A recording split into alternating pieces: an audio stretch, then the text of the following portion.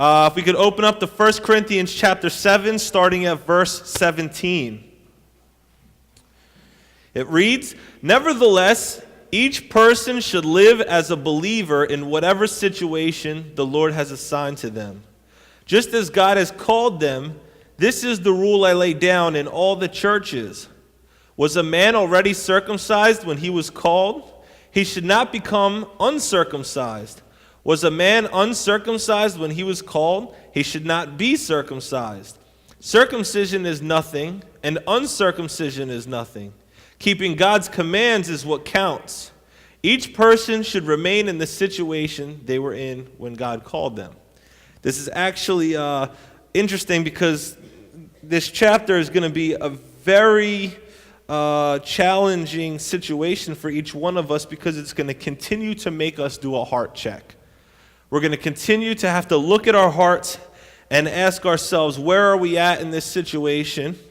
And understand where we're at and repent and also receive grace and mercy from God. So he's talking about circumcision.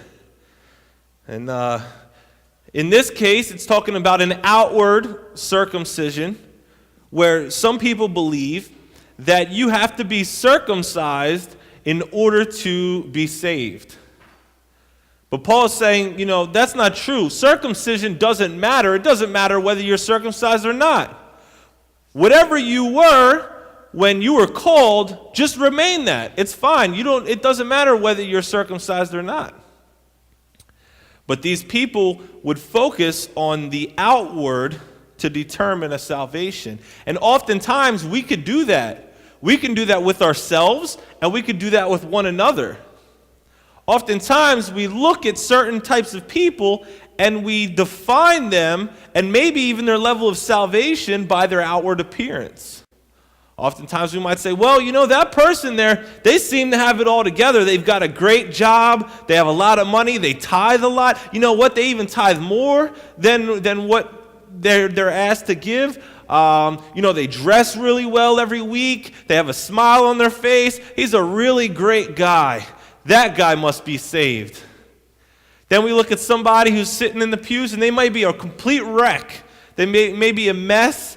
They don't dress very well. They don't shave. They don't have the best language or education. They don't have a lot of money. And we go, they're probably not saved yet, but, we're hoping they're getting on their way. When the outward appearance doesn't matter. You can be a picture-perfect, poster-looking Christian and not be saved. Because you can do all these things and not be a Christian.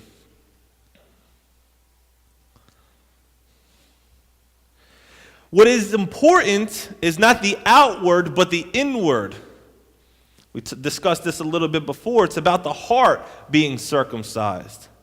It's from having a selfish heart to a loving heart. Am I constantly worried about myself? Am I putting myself before others? He talks about how it's not whether you're circumcised, but whether you obey the commands. Here's a good way to determine where you're at. Where am I in keeping the commands? How am I doing? When it says, love God with all your heart, soul, mind, and strength, how am I doing? Am I loving Him with all of my heart, mind, soul, and strength?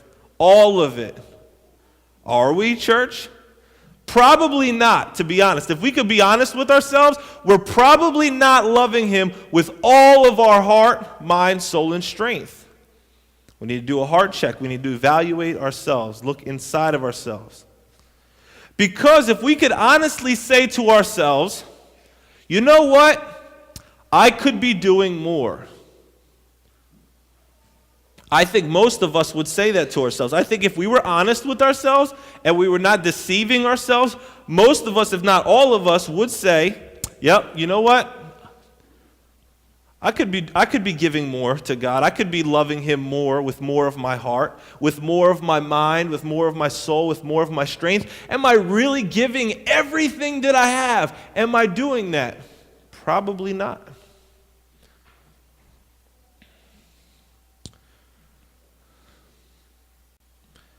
Are we concerned about our own needs or the needs of others?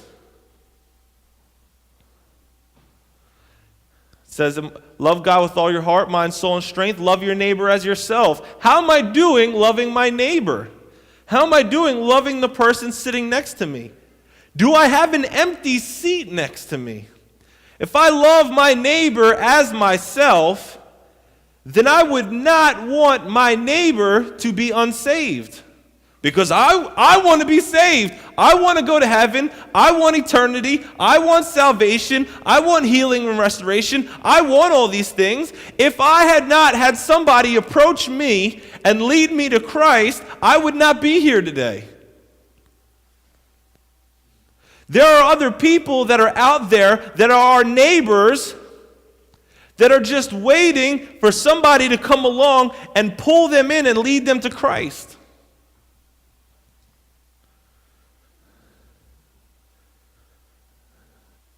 If there is an empty seat to the right of me, if there's an empty seat to the left of me, in front of me, or behind me, there means there is a level in which we are not loving our neighbors.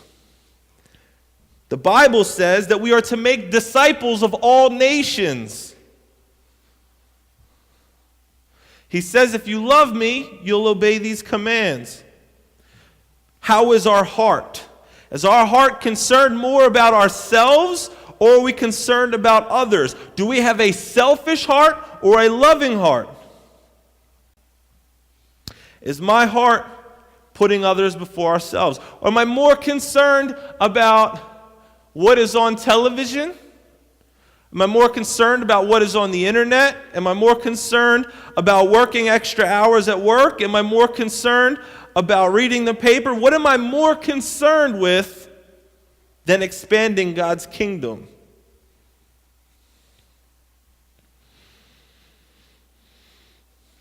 We need to do a heart check. This is very convicting. If you're feeling like I'm speaking to you, you're not the only one. This is for all of us. We need to change the way we think, change the way we do things. The loving heart is concerned about others' needs, others' wants, what is best for others. Our lives no longer matter.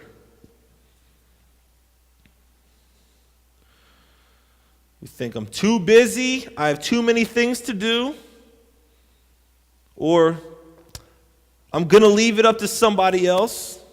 I've got my own problems, my own things to worry about.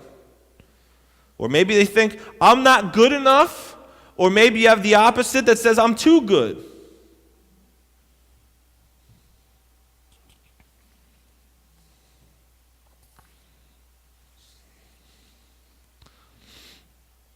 You know, I'm going to tell you something. I had some friends when I first became born again and I was saved. And there was this group, about 10 guys, that I used to hang out with. And to me, they were holier than holy. They were the righteous. They were sold out for God. Every week they'd go down to South Street. They would evangelize. They would hand out tracts. They knew all the answers. If I had a question, I'd call them. They'd have the answer. If they didn't have the answer, they'd call their pastor. They'd find out the answer. They were meeting regularly for Bible studies. They'd go to Bible university. They'd come out. And none of them believe in Jesus Christ anymore. They did all the right things. They had all the right looks, all the right actions.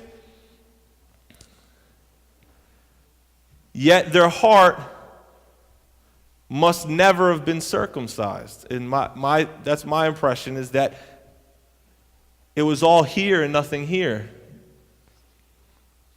1 out of 10 of the entire group now confesses that Jesus Christ is still their Lord and Savior. All the other ones will tell you, I deny him. We need to do a heart check.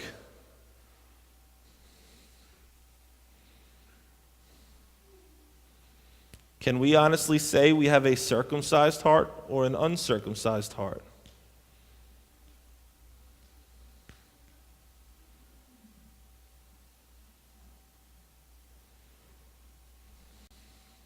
Sometimes we think oh, now that I'm saved, now that I'm born again, now that I have a circumcised heart, a different way of thinking, we think not about staying where we are,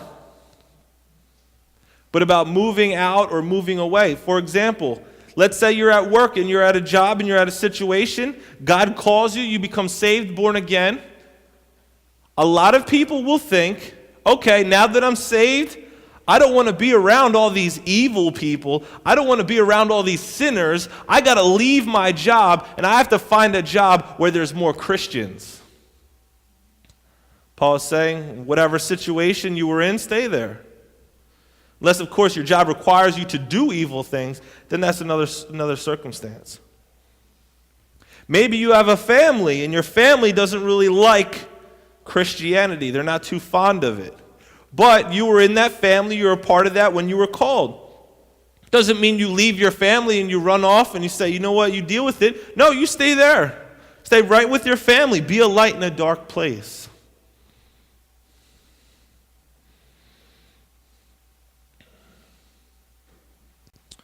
Verse 21. Were you a slave when you were called? Don't let it trouble you. Although if you can gain your freedom, do so.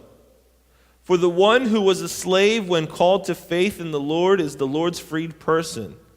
Similarly, the one who was free when called is Christ's slave. You were bought at a price. Do not become slaves of human beings. Brothers and sisters, each person as responsible to God should remain in the situation they were in when God called them. That's kind of what I was just talking about. However, let's start going through some of these things. Okay, first of all, he's talking about slavery. America was not the only country that had to deal with slavery. Slavery was happening then. It was happening all over the world, and it's still happening today. Slavery is not done and over with. Slavery is still taking place. The sad and unfortunate thing is we'd all sit here and we'd all say, I'm anti-slavery. I am against slavery. Slavery is wrong. In schools, we dedicate to anti-slavery. Slavery was wrong, blah, blah, blah. And we talk about all these different people who were so awesome, and they are awesome because they stood up against slavery. But my question is, what are we doing today about slavery? Slavery still exists. Sex trafficking. You have women, and sometimes boys too, who are slaves and have to have sex with people over and over, time and time and again. There's no choice. There's no option. Last night on television, we're flipping through the channels. There's that movie Taken, which basically shows you in quite graphic detail, unfortunately, but fortunately at the same time, about what these women go through, and it's sick. It's sick. Yet again, we're all anti-slavery, but there's not many people doing anything about slavery today. So please be praying for that. But he's saying, we, even as slaves, even if you're a slave, it's okay. It's okay. Why is it okay? Because you have been freed in Christ. What is in you, that sin that has been in you, is now no longer holding you in bondage. You are no longer a slave to sin, but you are free from sin. You are actually more free than your master. Oftentimes I hear about prisoners when they get saved, and they say, when I was on the outside, and I thought I was free, I was really a slave. Now I'm on the inside when I'm imprisoned, and I'm freer than ever because I have Jesus.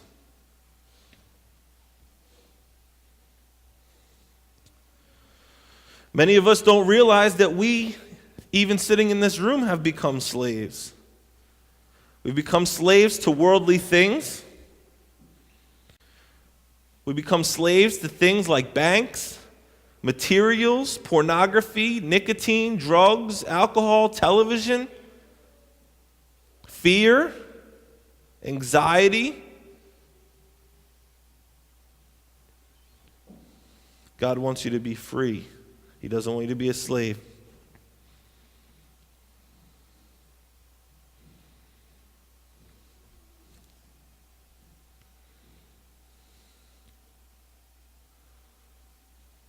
Ones who are physically free, though, are slaves to Christ. So while we are free, right, while we are not an actual physical slave, and we are free to wander and do whatever we want. If I wanted, I could just pack my things up and go, hop in the car and drive off and leave everybody here. I'm free to do that. But I cannot. Why? Because now I am a slave to Christ. I must do what Christ asks me to do.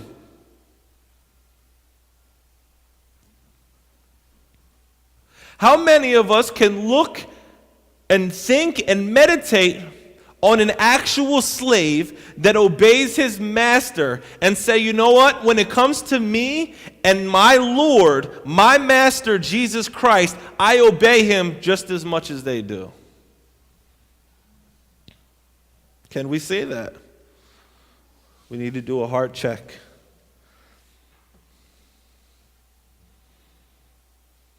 It says, do not be slaves to human beings, but be slaves to God. Some of us care too much what people think. We become slaves to human beings.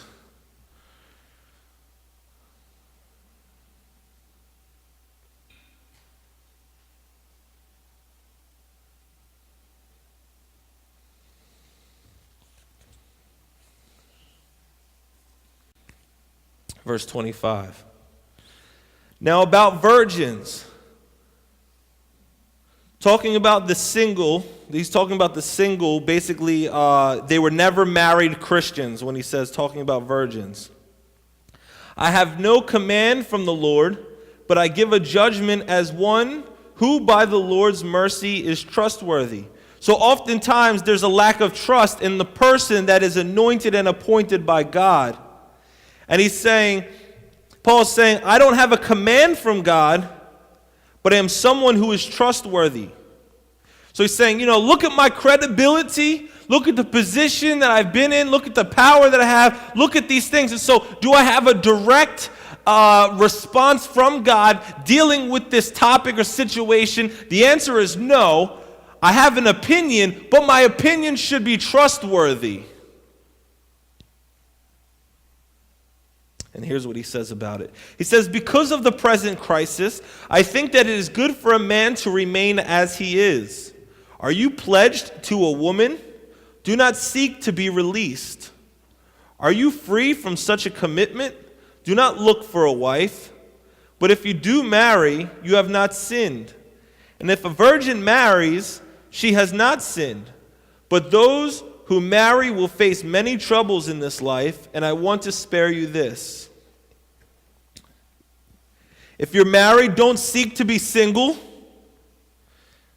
If you're single, don't seek to be married. It's okay. Whatever your position you're in, it's okay. You can stay there, because some people will say, now that I'm single and I'm a Christian, I got to run off and get married to somebody. And somebody will say, hey, now I'm married, and now that I'm a Christian, see you later, I'm going to go be single now. God's saying, no, whatever position you're in, it's okay. You can stay in that position. He's saying if you marry, you have not sinned. But if you do marry, you're going to face many troubles. He's warning you. He's saying, okay, look, it's better to be single because there's a lot of things that you're not going to have to deal with. You're going to be a little bit more freer to do whatever you please. But if you marry, it's going to be a little more challenging. Things are going to be more difficult. Sometimes when you're single and you're not married and you've never been married, you think that marriage is always peaches and creams, but the reality of it is not always peaches and cream. You're going to argue, you're going to fight, you're going to want things one way, he or she's going to want things another way, and that's the reality. So he's giving this warning. Verse 29 says, what I mean, brothers and sisters, is that the time is short. From now on, those who have wives should live as if they do not. That's interesting. Those who have wives should live as if they do not. Why is this? Because time is short? I'm here to warn you that Jesus is coming back at any time now. He said that 2,000 years ago, which means it could be any day now. We would have expected him to have come already. So our time is short. We are limited. I can open up this door and look at all these houses all around us and go, wow, there's a lot of unsaved people. There are a lot of people in this community that are going to burn in hell for eternity. My friends, my family, my neighbors, my coworkers, they're all going to burn in hell. And here I am sitting at home worrying about the affairs of my wife or my husband because they like things this way and they like the vacuum over there and they want a big deck outside and we want the nice cars and the nice house and we want to do all this. Meanwhile, time is short, Jesus is returning, and we've got a lot of people around us burning in a fire. So he says, from now on, those who have wives should live as though they do not. It doesn't mean that you abandon your family, you don't abandon your wife, you don't neglect them. But we need to set our priorities straight. And the wives need to release their husbands and allow them to serve God. Instead of demanding so many things that the man is not freed up to do what God has called him to do. Same goes for the women. Men need to allow their wives to be freed up to serve God. We cannot keep one another away from God. We need to allow them, release them. You know, the other week, I had a house church because it was the week that we couldn't come here. And I invited everybody from the church, and Jeff was actually sick. And he was supposed to come with Kathy and Danielle. And, Kathy and Danielle came to house church anyway. He could have said, you know what? Kathy, Danielle, you're not going. You're going to stay home. You're going to take care of me. I'm not feeling well. Bring me some chicken soup. Go to Wawa. Get me some crackers, whatever. But he didn't. He released them and said, you know what? Go ahead. Do what you've been called to do. Another example I can use is my mom and dad. My mom hates to fly. She hates to fly. She's afraid to fly, so pray against that fear. But she's afraid to fly, and I would love it, and my dad would love it if my mom would go to it with my dad over to Russia to do missions. But my mom is not at that place yet. Now, because she's not at that place yet, doesn't keep him from going and doing the ministry that God has called him to do. Because she could say, nope, I'm not going, you're not going. You stay home with me, you take care of this, you take care of that, you need to mow the lawn and all this stuff. She doesn't do that. She goes, okay, Mike, you go ahead, you go on that missions trip, I'll take care of the house, I'll pay the bills, I'll mow the lawn. My mom will go out, she'll mow the yard, and she'll do all the things that need to be taken care of so that he is freed to go forth and do what God has called him to do. And there's agreement. There's not disunity among them. There's unity that releases them to go do so. My dad wakes up every morning, he prays, and he reads the Bible faithfully. My mom could start nagging him and asking him to do things and say, you know what, this really needs to get done and take out the trash and all that. But she knows that's his time with God. So you go, you be with God, and then when you're done, then you take care of X, Y, and Z. They are married. There's unity, but also they serve God as if they were single. And that's what God is saying. Don't let one another hold each other back from serving God.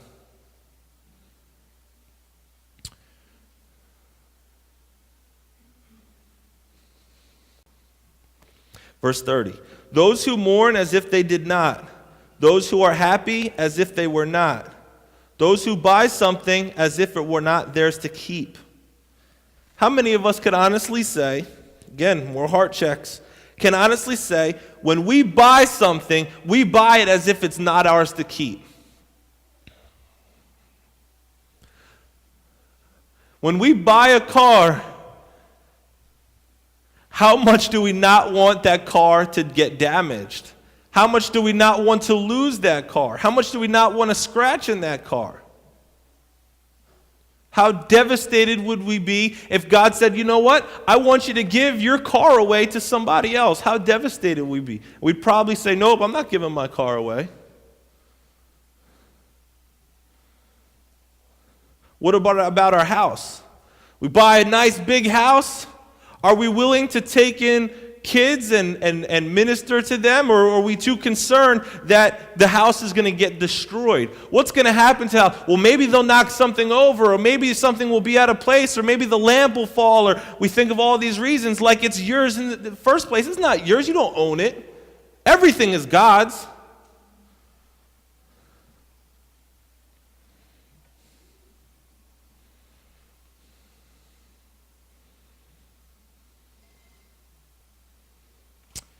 We also store up. We store up and we collect things. We save money in the bank and all this stuff like we're going to take it to heaven with us. We're not taking anything with us.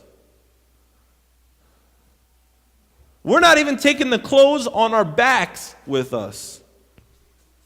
In fact, we're even given a new body. We're not even taking this body with us.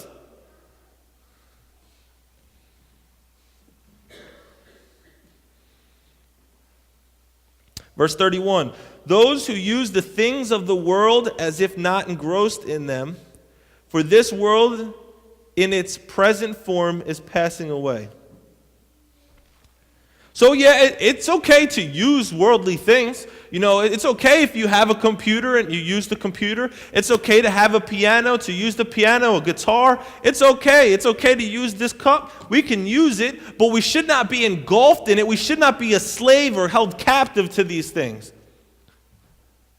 Do I use my computer for a short while and then spend the rest of my time serving and loving God and expanding His kingdom? Or am I staying on my computer, living on Facebook, living on this website and that website, sending chain mails and emails and doing all this stuff? Or am I just doing what I have to do and moving on and expanding the kingdom?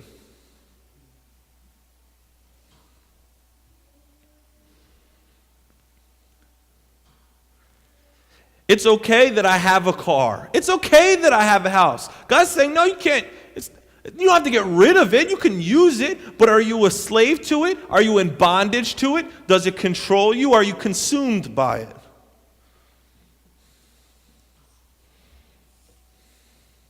Too often we focus our time and energy on worldly things.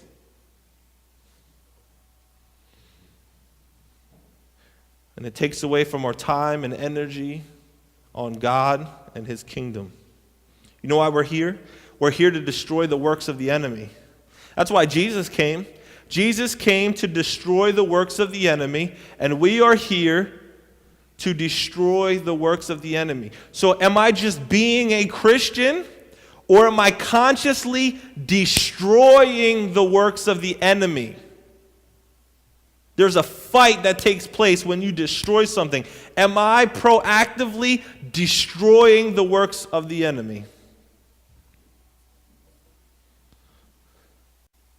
Verse 32, I would like you to be free from concern. An unmarried man is concerned about the Lord's affairs, how he can please the Lord. But a married man is concerned about the affairs of this world, how he can please his wife. And his interests are divided. An unmarried woman or virgin is concerned about the Lord's affairs. Her aim is to be devoted to the Lord in both body and spirit. But a married woman is concerned about the affairs of this world, how she can please her husband. I am saying this for your own good, not to restrict you. but that you may live in a right way in an undivided devotion to the Lord. Again, he's saying again, it's better to be single so you can be completely devoted to the Lord, because a lot of married couples are divided. Their attention is divided within themselves and the Lord. But you can still be a married couple and not have your attention divided. But both couples have to be on the same page. Sometimes there's actually a maturity that takes place through marriage, which allows you to even deal with the things of God even better. Verse 36, if anyone is worried that he might not be acting honorably toward the virgin he is engaged to, and if his passions are too strong and he feels he ought to marry, he should do so as he wants. He is not sinning.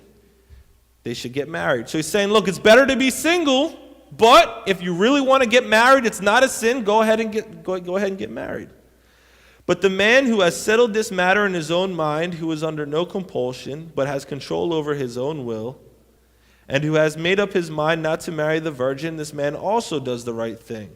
So he's saying, look, if you have the gift of singleness and you don't need a wife and you're able to control yourself, stay single. More to you. It's better to be single in that situation.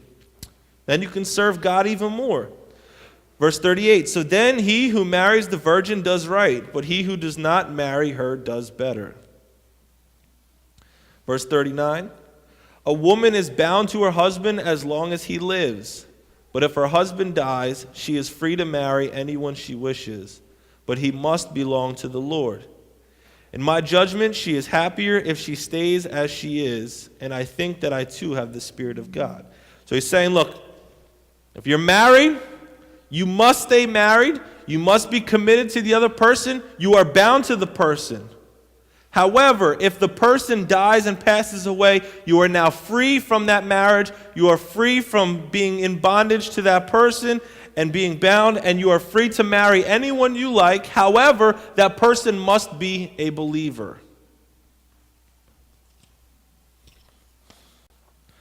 So church, I would ask you, Susie, can you let the children's church know that we're done? To do a heart check. To just close your eyes and meditate on all the things that are going on within our heart that God is asking us. Is your heart right here? Is your heart right there? Why? Because I love you and I want you to have a pure heart. I want you to have eternity with me in heaven. I want you to have salvation. I want you to be right with me. I want this goodness, and I want people to see who you are. I want them to see your heart. I don't just want them to see the outward. I want them to see the inward. And because I love you, I want your heart right. How is our heart? Just quietly to yourself, be honest with God. Tell him where you're at, even if you're like, you know what? I'm the worst, most horrible person here, and I'm sorry, God. Change my heart. Help me change. Maybe you're struggling to think of one thing and it's very small. Ask him, God, change me that one very small thing that I'm struggling with.